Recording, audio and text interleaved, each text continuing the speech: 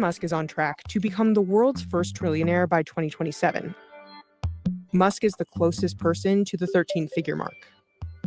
The biggest driver of Elon Musk's wealth has been Tesla stock. If you look before the pandemic, that stock was trading at below $50 a share. Now it's at $230 a share. Some people think it could easily go to $300 a share if they have self-driving taxis, autonomous vehicles.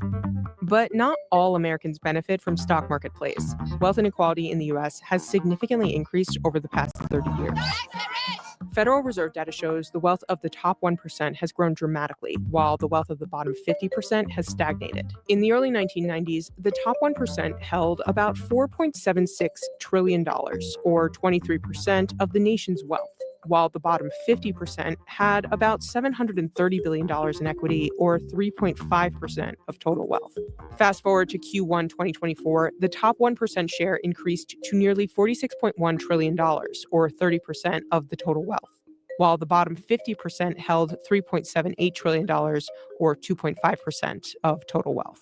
The American system, which is an economy fundamentally driven by entrepreneurs and innovation, where you're rewarded for taking risks, that creates growth for everybody. While others feel that wealth concentration can be harmful to society. So talk of a trillionaire is frightening. Billions of dollars of wealth translating to billions of dollars of power. 100 years after the first billionaire, what has led to the concentration of wealth that could make the first trillionaire possible? And what does it mean for the U.S. economy?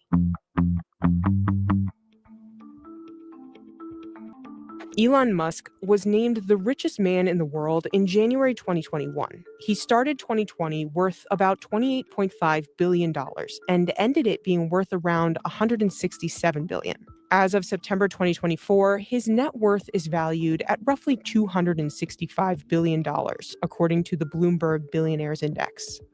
One of the reasons that Elon Musk has grown so wealthy is not only because Tesla stock has gone up so rapidly, but also because the number of shares that he owns is growing rapidly. Over that 5-year period from 2019 to 2024, that stock went up 1,300%. If that stock continues to go up 100% a year along with his wealth, he will get to trillionaire status by 2027. Tesla's stock rise during the pandemic wasn't necessarily tied to production or revenue growth alone. The stock of Tesla is now up 677% for the year.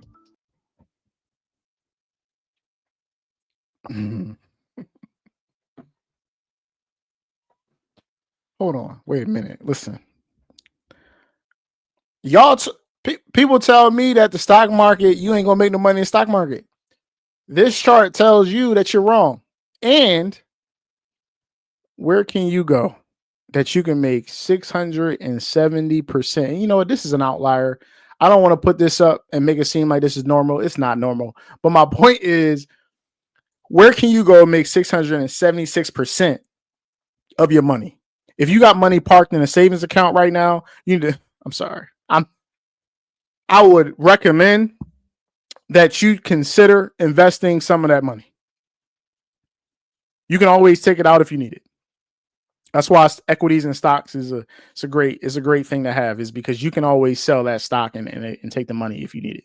Right? That's the difference between stocks and real estate. And we're gonna get into real estate a little bit later. But buy stocks, make money long term. And if you look at what they said about Elon, the Tesla's stock went up 1,300% in 5 years. Think long term. 1,300% in 5 years. There is nowhere that you can go that you can make 1,300% in anything. Nothing. Not even real estate is not going up 1,300% in 5 years. It's not happening. You cannot go anywhere and make that amount of money off of anything that you own anywhere. So, thinking like a wealthy person, rich individual, how they move is important. And this is just one of those examples of how owning assets, and in this case, stocks, can ultimately benefit you long term. And that move has changed everything. It only plans to make 500,000 cars this year. But this new generation of stock pickers, they believe that Elon Musk is a genius, and they want to stick with him as he takes over the world. People invest for all kinds of reasons. Some invest for very short-term reasons. Other people invest because they think this stock is going to be a good one and it's going to generate profits for years and years and years. Musk is in a unique position because of how he's compensated at Tesla. Elon certainly had a lot of other shareholders, and his stake in the company was fairly low when they started out, but he has had these massive pay packages, the most recent of which was over $50 billion. That's $50 billion in pay, not just what he owns in the company and the value of that stock. And so in addition to growing rich from his existing stock, he has grown rich every year from options that are part of these massive pay packages. We have never seen pay packages like this in corporate America, where somebody is given, if they meet certain benchmarks, a $50 billion payday. And so that has actually grown his share of the company over time to 13%. Some say based on current options, he could get to 20%. So one of the things that helps him reach trillionaire status is that Tesla stock grows, but also his ownership of the company grows because of these massive and unprecedented options. Neither Tesla nor SpaceX representatives responded to CNBC's request for comment. Usually when we think about the Forbes 400, we think about them owning about 3 or 4% of the total wealth in the economy, which is already quite large and quite outsized, but this would be an order of magnitude difference for one individual. Whether or not it comes to fruition, I think depends on a lot of things happening, particularly what is the value of the businesses with which he has associated himself. Musk made his wealth through equity in the major companies he's led, such as PayPal, Tesla, and SpaceX. This is a pretty typical wealth story for the 1%. If you look at the list of the richest Americans, whether we're talking about Elon Musk or Jeff Bezos, the reason people get super rich is they start a company and they grow that company. And the reason that company keeps growing and growing is producing something valuable that people want. Wealthier individuals typically have larger portions of their assets invested in the stock market, while middle-income households tend to have more of their wealth tied up in real estate. That's a quick little difference between the two, right? They said the wealthy people, the wealthiest individuals have their money tied up in the stock market. Middle-income households have their money tied into real estate. Right. So there's a little difference in why wealthy people, move in the way they move. Right. And we just talked about how over a 5-year period, Elon's shares in Tesla went up 1,300%. Now, sure, it came back down most recently, but over that period of time, it went up 1,300%. Again, there is no real estate. There is no house. There is nothing out here that's going to give you a 1,300% return in 5 years. Right. So there's a reason why wealthy individuals have a lot of their money tied into the stock market versus real estate. And I would argue in most cases, they have both. Right. So it's important that we understand these things. Right. So if I'm continuing to buy more real estate, I then also have to consider the fact that I need to put my money into the stock market. It should not be either one or the other. It should be both. The wealthiest 1% of Americans own nearly 50% of all U.S. stocks, while the bottom 50% of Americans hold about 1% of all stocks as of mid-2024. About 58% of families own stock in 2022, either directly or indirectly through passive investments such as retirement accounts. Wealth inequality is very much driven by the prices of different types of assets. And so one of the things that will cause wealth inequality to go up, as measured by wealth concentration, is the stock market. The stock market has done well, but other assets, especially housing, has also done quite well. House values go up. That tends to raise wealth in the middle of the distribution, which offsets some of the gains that are happening at the top. Most Americans' wealth is in home ownership, with more than 66% of families owning their own home in 2022. The typical American, if a median house price has gone up by 50% or 100% over the past 5-6 years, that's a lot of wealth that's being created. So when we talk about wealth distribution, that's going to be an offsetting factor. But homeownership as a main source of wealth creation can be a double-edged sword. Although increasing house values can benefit homeowners, this trend also signifies decreasing house affordability for potential buyers. Many Americans primarily earn their income by trading their time and skills for a paycheck, which is then taxed based on how much the individual earns. On paper, the ultra-wealthy's income isn't quite as clear. We think about income as being sort of the improvement in one's ability to spend over time. You and I have paychecks, and those paychecks measure how much we can spend. Musk has a gigantic compensation package, but even that package, only a fraction of it shows up as taxable income because much of it is in bonuses and other ways of getting paid that make it easy to avoid taxation.